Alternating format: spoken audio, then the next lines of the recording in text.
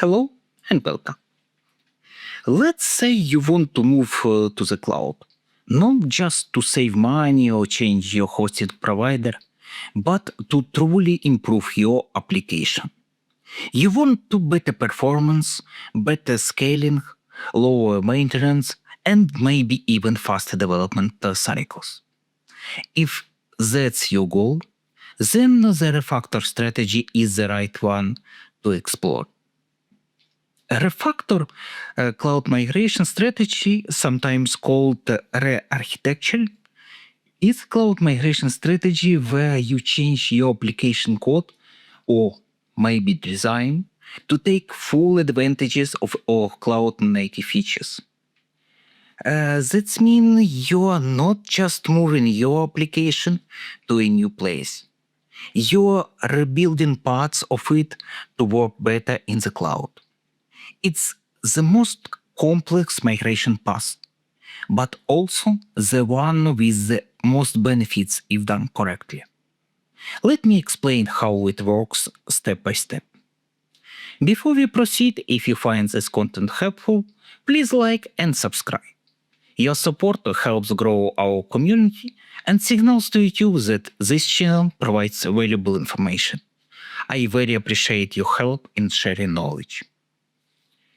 First, you analyze the application.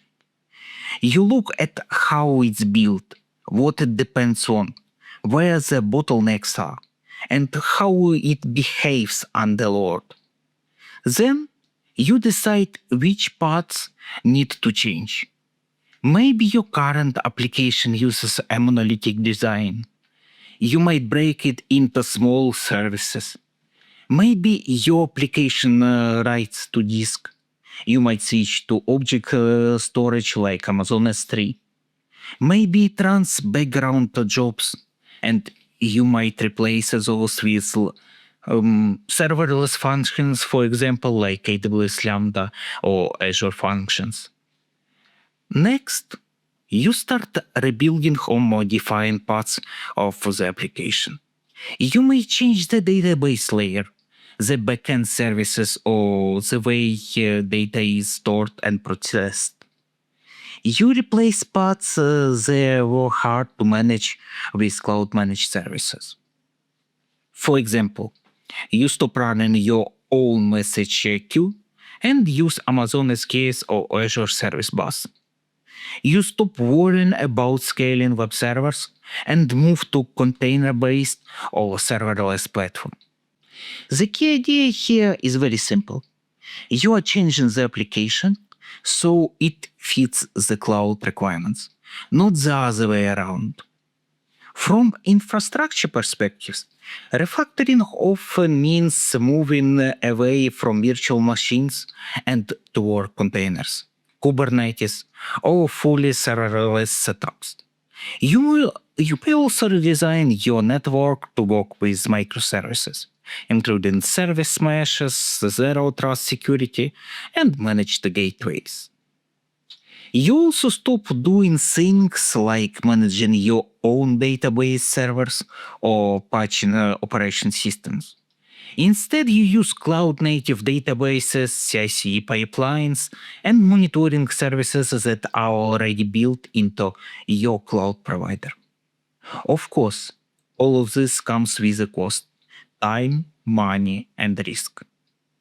Refactoring usually takes the longest time. You need to write and test new code, train your teams, and possibly rethink your architecture. It requires good planning and experienced developers who understand both the cloud and your business logic.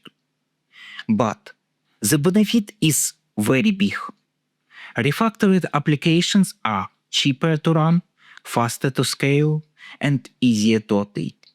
You can deploy new features faster. You can recover from failures quicker, and you can often reduce the total cost of ownership by elimination a lot of manual work.